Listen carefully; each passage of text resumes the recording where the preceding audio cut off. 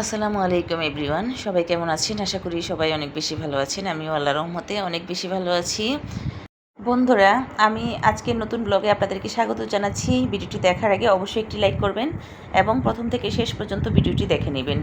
তো বন্ধুরা, আজকের ব্লগে প্রথমেই আমি দেখাচ্ছি আজকে আমি কি বাজার করেছি রান্না করার জন্য।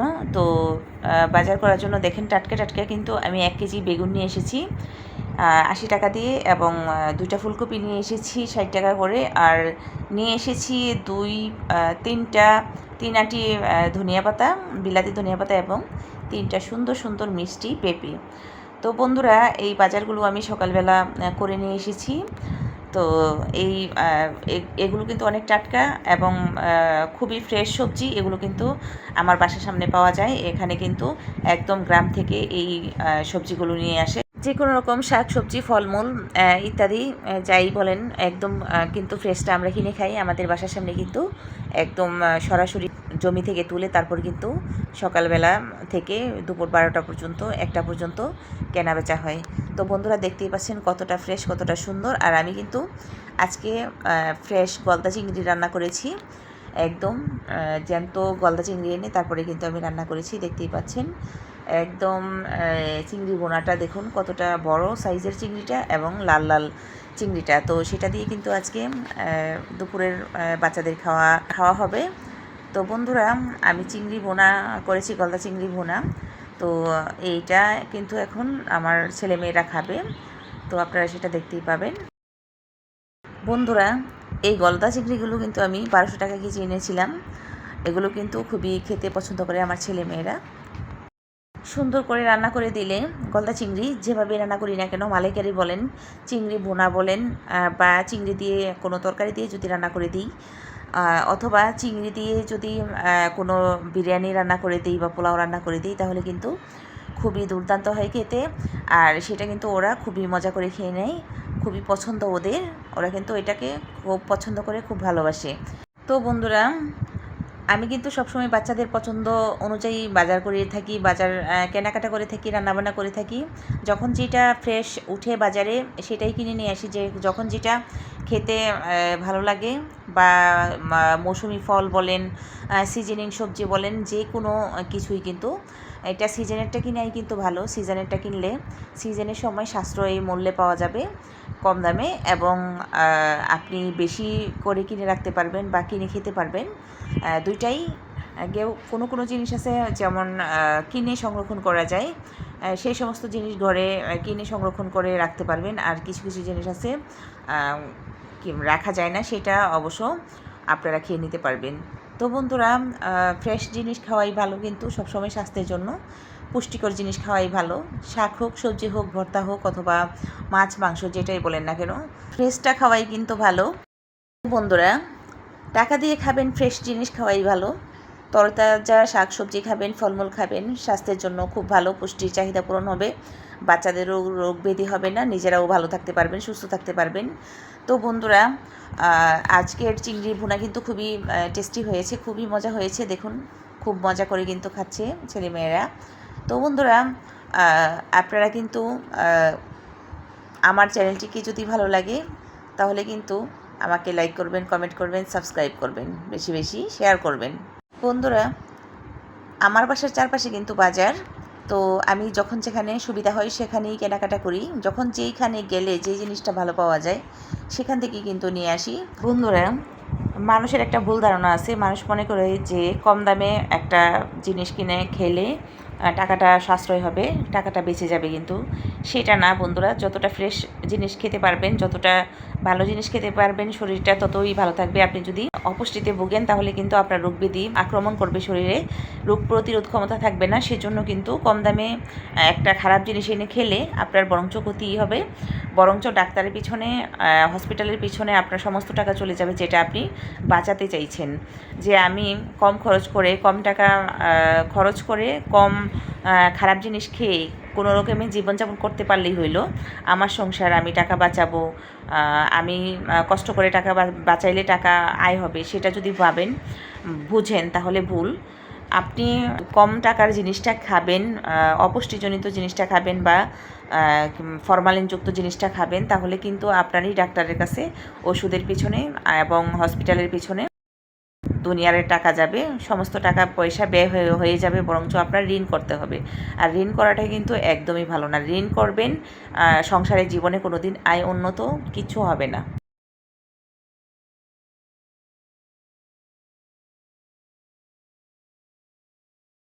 বন্ধুরা, সুস্থ জীবনযাপন করা এবং অসুস্থ জীবনযাপন করা কখনোই এক না। আপনি যদি সুস্থ জীবনযাপন করেন, আপনার ফ্যামিলি যদি সুস্থ থাকে, তো আপনার ফ্যামিলিতে রোগ জীবাণু বাসা বাঁধতে পারবে না। বন্ধুরা, সুস্থ থাকতে হলে আপনাকে প্রচুর পরিমাণে পানি পান করতে হবে। এই গরমের মধ্যে আমরা যেই পরিমাণ ঘামি, তাতে করে শরীরের পানিগুলো বের হয়ে যায়।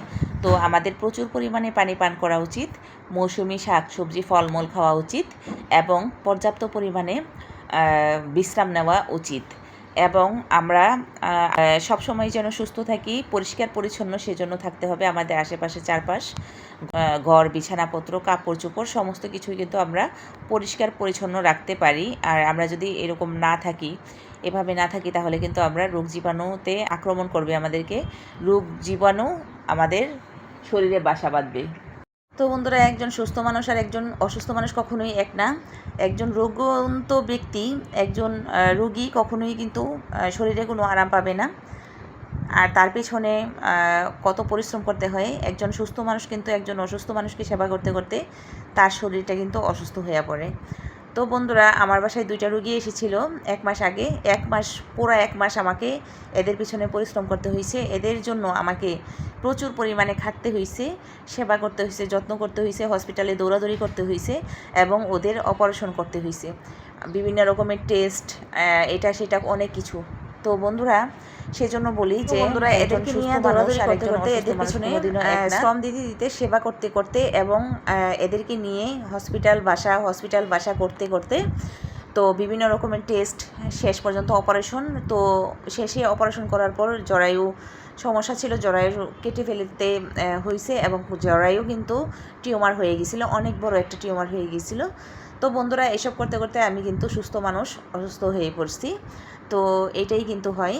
তো সময়েরও অপচয় এবং তো বন্ধুরা, এই রুগীদের সেবা করতে করতে, এই রুগীদের পিছনে দৌড়াইতে দৌড়াইতে আমি নিজেও কিন্তু অনেক ক্লান্ত হয়ে গেছিলাম। আমার কয়েকটা দিন খুব বিশ্রামের প্রয়োজন ছিল।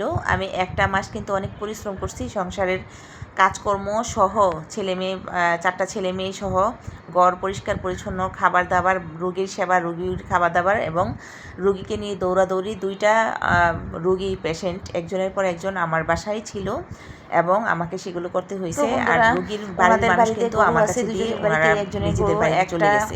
30 কেজি প্রতিদিন দুধ দেয়, আরেকজনের গরু একটাই 18 কেজি দুধ দেয়। তো এই গরু রেখে ওনাদের চিকিৎসা বা দৌড়াদৌড়ি কিছুই করা সম্ভব না।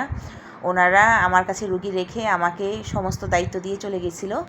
তো বন্ধুরা, আমি বুঝলাম যে এইভাবে চলাফেরা না করে বরঞ্চ সুস্থ স্বাভাবিক জীবনযাপন করা উচিত। পুষ্টিকর খাবার দাবার, ফলমূল এবং দুধ, মাছ এগুলো খাওয়া উচিত, সুষম খাদ্য, যেটা আমাদের শরীরে প্রচুর পরিমাণে রোগ প্রতিরোধ করে। তো বন্ধুরা, বিকালবেলা আমি কেনাকাটা করতে গিয়েছিলাম। দেখুন আমি কি কী নিয়ে এসেছি। তো বন্ধুরা, আমি নিয়ে এসেছি বেস্ট বাইয়ের দোকান থেকে এগুলো কিনেছিলাম। তো একটা ব্রাশ কিনেছি খাট পরিষ্কার করার জন্য। তো খাট, আলমারি, ফার্নিচারগুলো পরিষ্কার করার জন্য এই ব্রাশটা দিয়ে, এটা কিন্তু খুবই সুবিধাজনক একটা ব্রাশ। তো এই ব্রাশটা দিয়ে আপনি সমস্ত ধুলাবালি ঝেড়ে নিতে পারবেন ফার্নিচারের। আর এটা এনেছি আমি বিভিন্ন লিকুইড জিনিস ঢালার জন্য, যেমন তেল, সস, এই সমস্ত জিনিস ঢালার জন্য।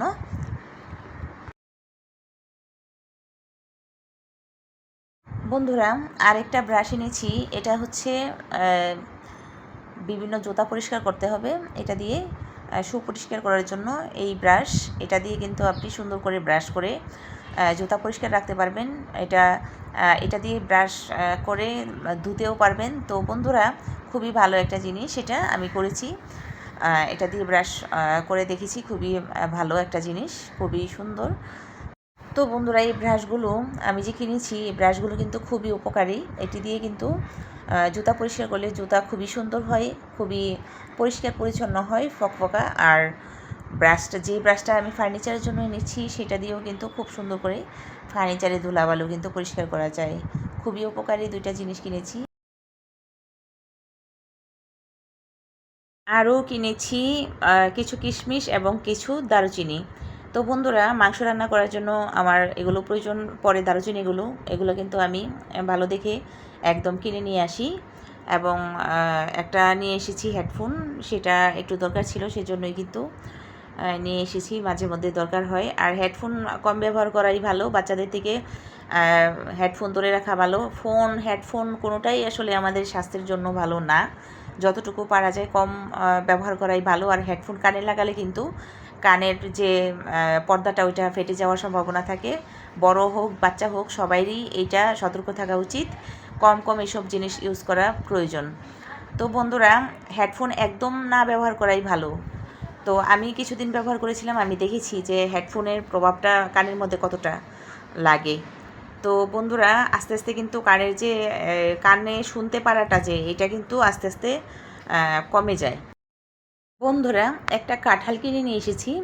তো কাঁঠালটা কেমন পড়েছে, এখন আমি কাঁঠালটা ভেঙে আপনাদেরকে দেখাবো। তো কাঁঠালের প্রথমে আমি কাঁঠাল সেভাবে চিনি না বলে তেমন একটা কাঁঠাল কিনি না, বলে রাখি আপনাদেরকে। তো আজকে এটা দেখে নিয়ে আসলাম। এটার দাম নিয়েছে 120 টাকা। আপনারা কমেন্টে বলবেন দামটা কি ঠিক আছে নাকি ঠিক নাই। তো বন্ধুরা, এটার ভেতরটা এখন আমি আপনাদেরকে কেটে দেখাচ্ছি। তো এটার মধ্যে কি পরিমাণ কাঁঠাল হয় সবই আপনারা দেখতে পারবেন। তো একটা ছুরির সাহায্যে দেখি আমি একটু কেটে নিই, না হলে কিন্তু আমি এটা ভাঙতে পারবো না, খুলতে পারবো না। আর আঠার জন্য আমি হাতের মধ্যে একটা পলিথিন লাগিয়ে নিয়েছিলাম, তো পরে ফেলে দিব। তো দেখি প্রথমে মানে ভাঙার পর কেমন আঠা আছে বা কেমন কুশ হয়, সেটাই কিন্তু এখন দেখা যাবে। তো বন্ধুরা, এই কাঁঠালটার মধ্যে কীরকম পরিমাণ কুশ হয় বা কেমন কাঁঠাল হয় সবই দেখতে পাবেন আপনারা। বন্ধুরা, বাজারে কিন্তু এখন প্রচুর পরিমাণেই কাঁঠাল ওঠে। সব জায়গাতেই কাঁঠাল দেখতে পাওয়া যায়, যেদিকে তাকাই। মেন রোডেও দেখে আসলাম। তো আমি যে কাঁঠালটা নিয়ে এসেছি এটা হচ্ছে বলছে যে মিষ্টি হবে, কিন্তু কোষের কোনো গ্যারান্টি নাই। ছোট হতে পারে, বড় হতে পারে। কিন্তু আমি বাসায় এনে যে ভাঙলাম কাঁঠালটা, তো দেখলাম যে তেমন একটা কোষ হয় নাই। আর কোষগুলা খুবই ছোট ছোট, তেমন একটা ভালো পড়ে নাই কাঁঠালটা আসলে।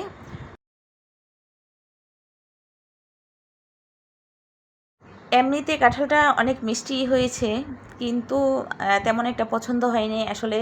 তেমন একটা কাঁঠালটা ভালোও পড়ে নাই, সত্যি কথা বলতে এটাই। কিন্তু কাঁঠালটা যতটা বড় দেখা যাচ্ছে, কোষগুলা কিন্তু যদি বড় বড় হতো আর কাঁঠালটা যদি ভালো হতো, তাহলে কিন্তু অনেক পরিমাণে কোষ হইতো। কিন্তু সেই পরিমাণে কোষ হয় নাই। একটু একটু ছোট্ট ছোট্ট পিচি পিচি কোষ হয়েছে, যেগুলোর ভিতরে বিচিগুলা পর্যন্ত একেবারে নাই বললেই চলে। তো কাঁঠালের বিচিটা কিন্তু একটু বড় হইতে হয়, আর কোষটাও একটু বেশি বড় হইতে হয়। তো এটা যে এত ছোট হবে সেটা কিন্তু ভাবা যায় নাই। ছোট হয়, কিন্তু তাই বলে এতটা ছোট সেটা আসলে ভাবতে পারা যায়নি। কিন্তু কাঁঠালের তুলনায় কোষ খুবই ছোট হয়েছে। কাঁঠালের তুলনায় না, আমি জানি না। আমি আর যতদিন কাঁঠাল কিনছি এরকম ছোট কোষ আসলে আমি দেখিনি কোনো দিন। আজকে যেরকম কোষটা দেখলাম খুবই ছোট, আর ভেতরে বিচি একদমই নাই। তো বন্ধুরা, এরই মধ্যে তলার অংশটাতে, কাঁঠালের যে তলানিটা, ওই তলার অংশটাতে কয়েকটা কোষ একটু বেশি বড় ছিল। বেশি বড় মানে হচ্ছে ওই ছোটোগুলার তুলনায় একটু বড়। তো মাঝে মধ্যে এরকম একটু একটু বড় কয়েকটা কোষ হলো, সেটাই কিন্তু আপনাদের সাথে আমি শেয়ার করব। তো আমি কোষগুলো ভেঙে ভেঙে বলের মধ্যে নিয়ে নিচ্ছি, আর তারপর আমরা খেয়ে নিব। তো আগে ছোট কোষগুলো একদম যে পিচ্চি পিচ্চি ছোট ছোট, সেগুলো আগে ভেঙে ফেলছি। মুখের অংশ বা মাঝখানের যে কোষগুলো, সেগুলো ছিল খুবই ছোট ছোট আর পাতলা পাতলা। তো বন্ধুরা, এই মোটামুটি একটু আর কি হয়েছে কাঁঠালটা। খুব বেশি যে ভালো হয়েছে বা খুবই যে সুস্বাদু কাঁঠাল এটা তা না, মোটামুটি আর কি হয়েছে। দেখতেই পাচ্ছেন আপনারা কাঁঠালের অবস্থাটা আসলে। তো আপনারা দেখতে পেলেন যেমন আর কি আল্লাহ রিজিকে রাখছে সেরকমই হলো। আর কি বলবো, কিনে আনছি 120 টাকায়। যাই হোক, অন্যদিন যদি কোনো ভালো কাঁঠাল পাই তাহলে তো নিশ্চয়ই আনবো কিনে, এনে তারপর খাবো। আর আপনারাও দেখতে পাবেন। বন্ধুরা, আমার কাছে কাঁঠাল ভালোই লাগে। ছোটোবেলায় আমি কাঁঠাল তেমন একটা পছন্দ করতাম না, তো মিষ্টি জিনিস আমি খুবই কম পছন্দ করি। তবে মিষ্টি খাই, মিষ্টি যে খাই না তা না। ভালো ভালো মিষ্টি যেগুলো সেগুলো আমি কিনে নিয়ে আসি বাসার জন্য, খাই, বাচ্চারাও খায়। তো এখন কাঁঠালটা খাবো, দেখতেই পাচ্ছেন এই হলো কুশ।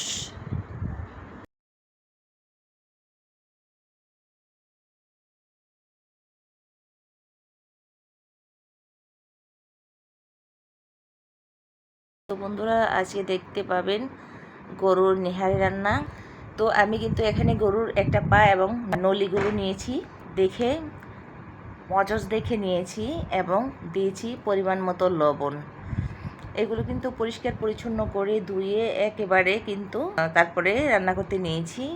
আর দিয়েছি 2 চামচ হলুদের গুঁড়া। বন্ধুরা, দিয়েছি কিন্তু 2 চামচের থেকে একটু বেশি মরিচ, আর এটা কিন্তু বেশি ঝাল হবে না। আর আমি একটু আদা 2 চামচ এবং 2 চামচ রসুন দিয়েছি বাটা, আর দিয়েছি 2-3টা পেঁয়াজ কুচি।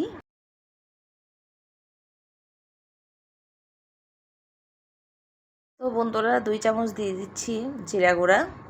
তো এখন কিন্তু আমি এগুলো ভালো করে ম্যারিনেট করে নিব, নলিগুলো। তো বন্ধুরা, একটু ভালোভাবে মাখিয়ে একটু সময় রেখে দিলে ভালো হয়, খুব সুন্দর করে। আর হালকা একটু তেল দিয়ে দিচ্ছি।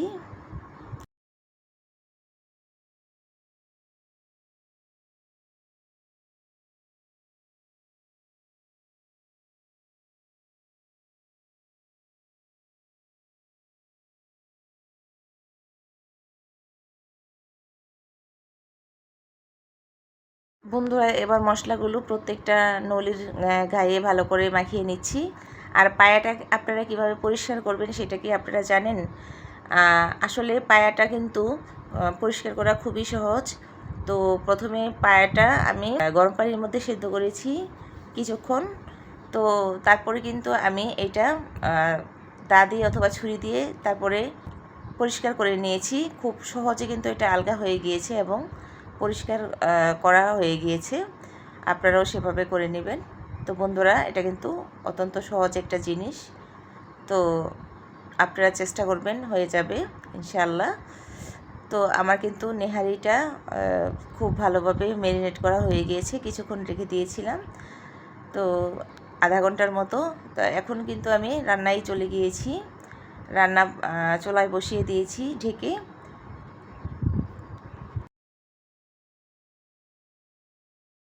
বন্ধুরা, একটু কষিয়ে নিব, কিছুক্ষণ পর পর কিন্তু একটু নাড়াচাড়া করে দিচ্ছি।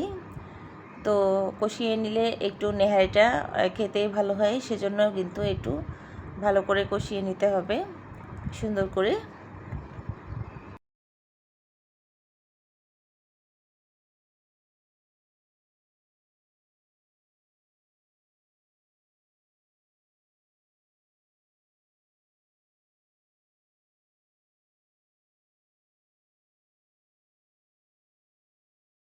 বন্ধুরা, একটু ভালোভাবে কষিয়ে নিতে হবে সময় নিয়ে।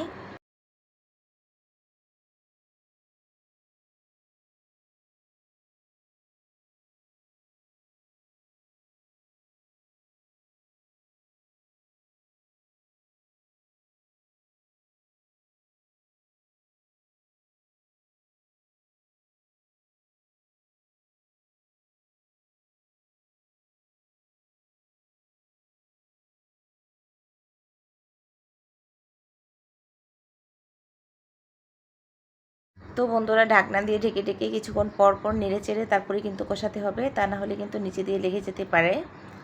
আপনারা দেখতেই পাচ্ছেন, খুব সাবধানে কিন্তু নাড়াচাড়া করতে হবে। এগুলো কিন্তু সবই নেহারির নলি আর পায়া। তো ভালোভাবে সাবধানতার সাথে নাড়াচাড়া করে নিতে হবে। আর এটা কিন্তু খেতে খুবই দুর্দান্ত লাগে, রুটি পরোটা আর সাথে একদম জমে যাবে।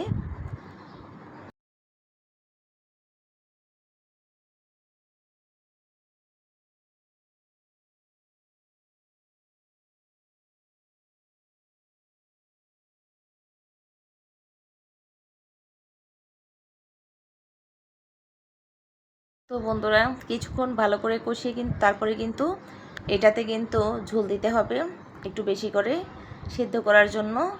তো বন্ধুরা আমি কিন্তু একদিনের নলিটা রান্না করব না, আমি কিন্তু 2-3 দিনে তারপরেই কিন্তু নলিটা রান্না করব।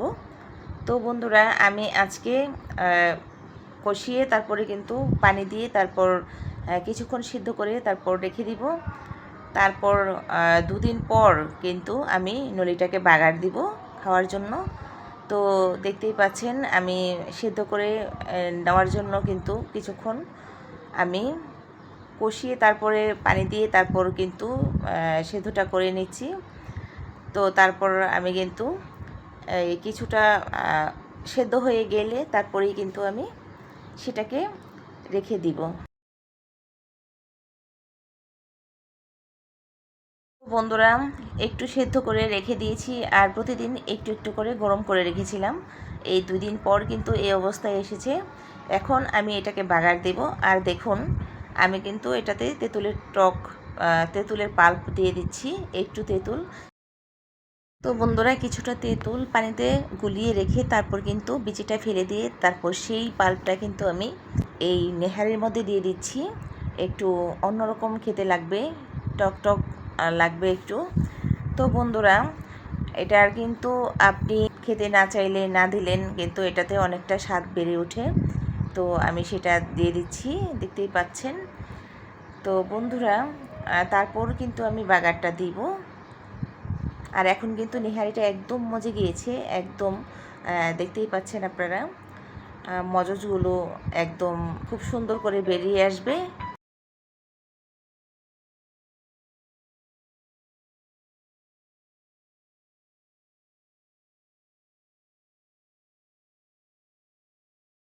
বন্ধুরা এখন কিন্তু 2 মিনিট ভালো করে একটু ফুটিয়ে নিতে হবে, টকটা যাতে অ্যাডজাস্ট হয় নেহারিটার সাথে, সেজন্য তো একটু ভালো করে ফুটিয়ে নিব। তারপর আমি এই নেহারি বাগার দিয়ে দিব, আপনারা দেখতেই পাচ্ছেন।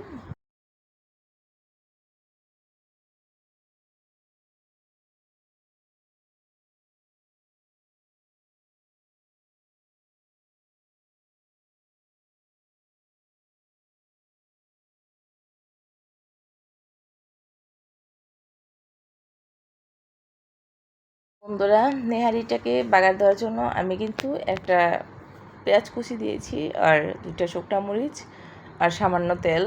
তো এটাকে আমি একটু ভেজে নিব, ভেজে নিয়ে তারপর কিন্তু বাগার দিয়ে দিব।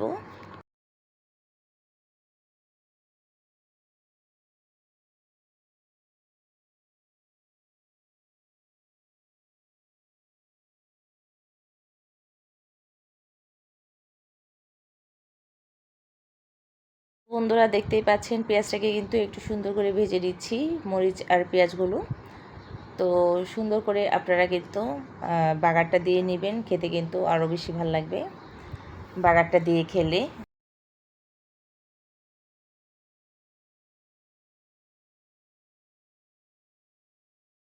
বন্ধুরা পেঁয়াজটা কিন্তু হয়ে গিয়েছে, এবার কিন্তু আমি বাগারটা দিয়ে দিব। আর এদিকে কিন্তু নেহারিটা আমি ফুটিয়ে নিয়েছি ভালো করে সুন্দরভাবে। তো বন্ধুরা আপনারা কিন্তু এভাবে নেহারি রান্না করে খুব মজা করে পরিবারের সবাই মিলে খেতে পারবেন। আর অবশ্যই আমার ভিডিওটি যদি আপনাদের ভালো লাগে তাহলে লাইক করবেন, কমেন্ট করবেন এবং বেশি বেশি শেয়ার করবেন। আর যারা যারা নতুন আমার চ্যানেলটি সাবস্ক্রাইব করেননি প্লিজ সাবস্ক্রাইব করে পাশের বেল আইকনটি ক্লিক করে রাখবেন, যাতে করে আমার সমস্ত ভিডিও ছাড়ার সাথে সাথে আপনারা নোটিফিকেশন পেয়ে সময় সুযোগ করে দেখে নিতে পারেন আপনাদের পছন্দের ভিডিওগুলো। তো বন্ধুরা একটু বেশি বেশি ফ্যামিলি ফ্রেন্ডসদের সাথে শেয়ার করে নেবেন।